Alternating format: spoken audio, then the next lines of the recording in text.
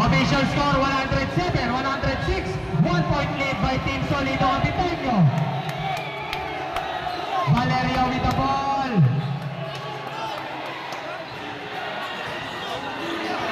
With 12 seconds on the shot clock.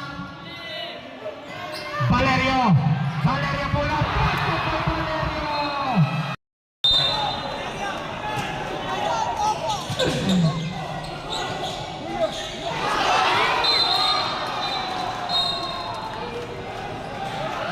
Foul jersey number